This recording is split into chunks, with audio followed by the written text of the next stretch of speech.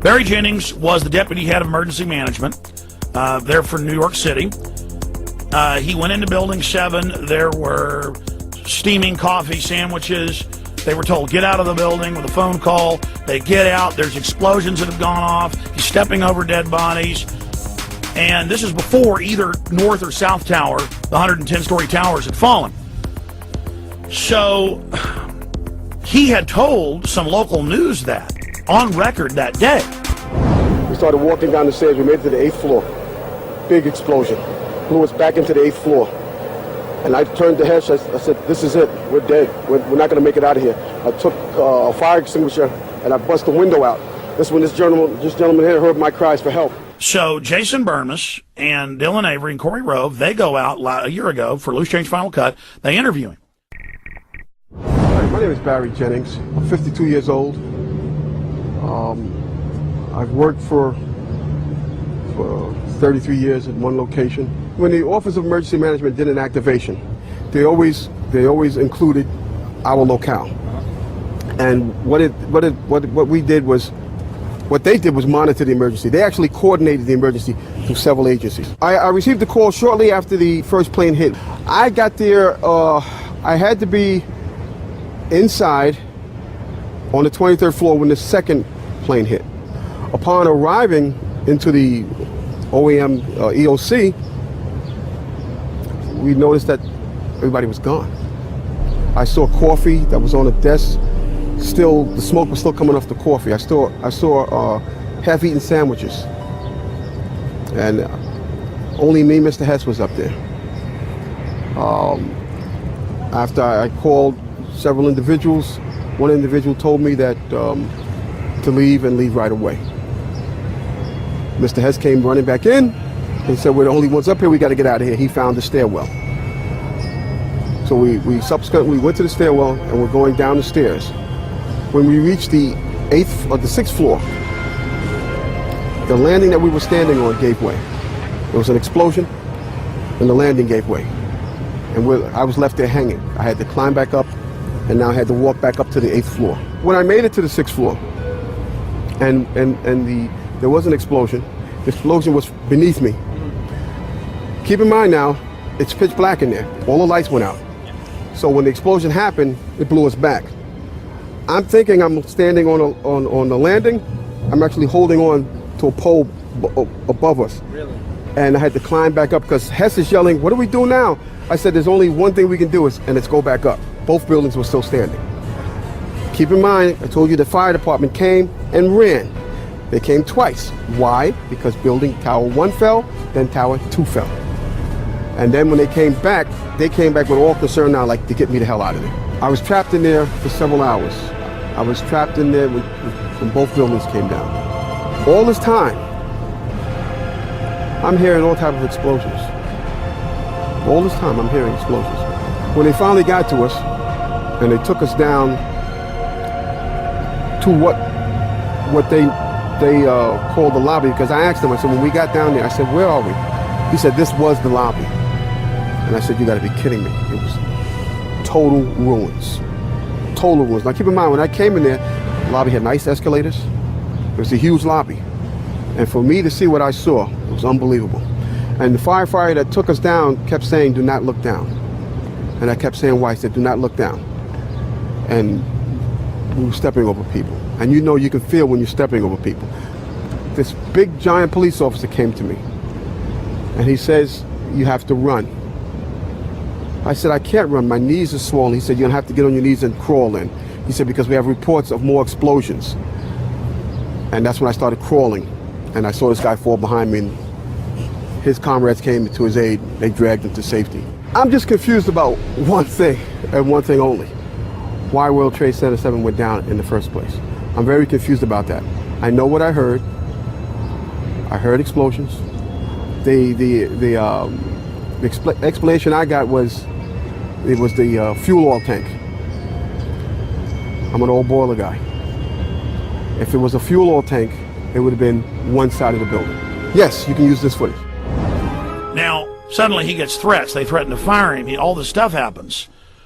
And so even though he agrees that we can use it, and we have that contractually, him agreeing to use it, and would be important for the movement, important to get it out. We didn't put it out.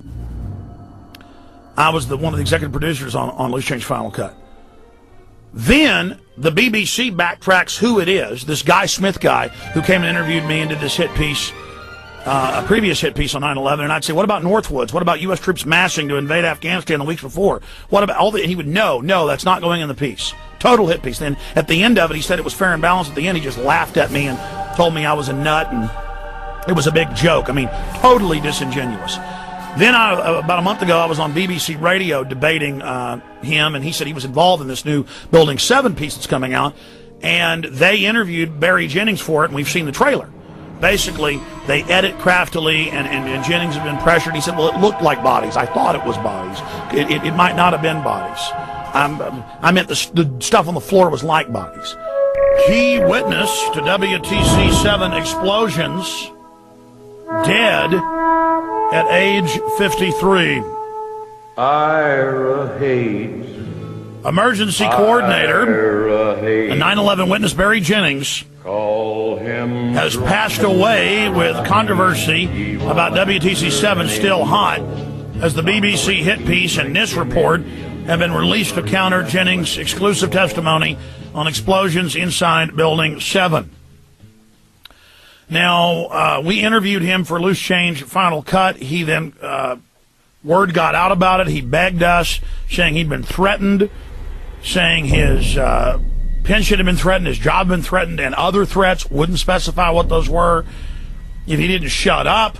Then he didn't really recant. He said, yeah, there were explosions, yeah, before the towers fell in Building 7.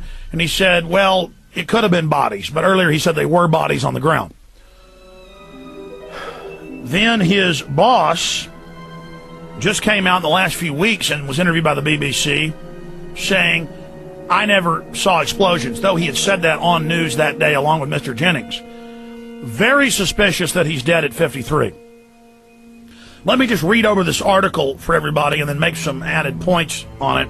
Emergency coordinator 9/11 witness Barry Jennings has passed away, with controversy about WTC-7 still hot, as the BBC hit piece and NIST report have been released to counter Jennings' exclusive testimony of explosions inside Building 7.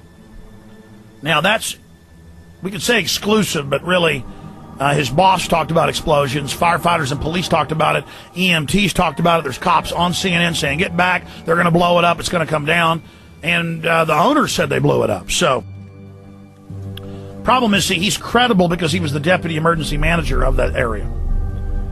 So that's why they had to get rid of him. And I have no doubt they killed him, and there's 95% chance, especially now they're being very secretive. See, people say, well, why 7 years later was he killed? This was all coming out. There was talk of subpoenaing him, that they're about to probably get enough signatures to have it on the ballot for a New York investigation of 9/11. Talk of calling him before a grand jury.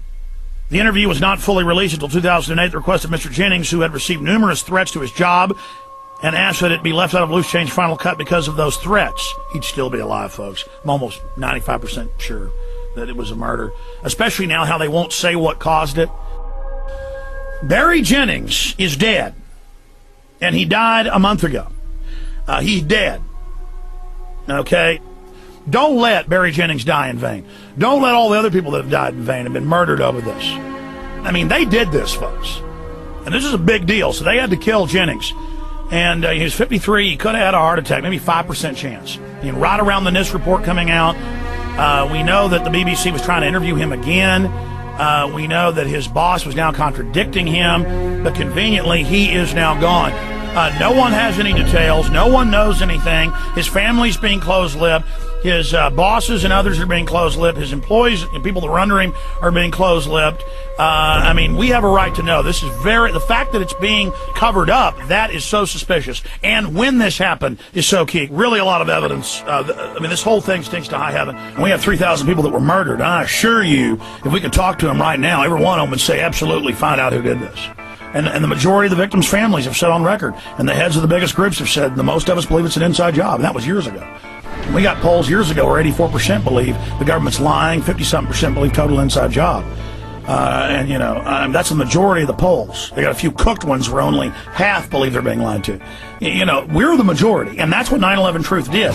We went, and it was the first time a major hoax was exposed in a matter of months instead of a matter of 20, 30 years like JFK. And we taught people how to culture jam, how to take over live media events, how to be active, how to break people out of their trance watching TV, to take over events. I mean, it's just revolutionary. It's beautiful. It's gorgeous.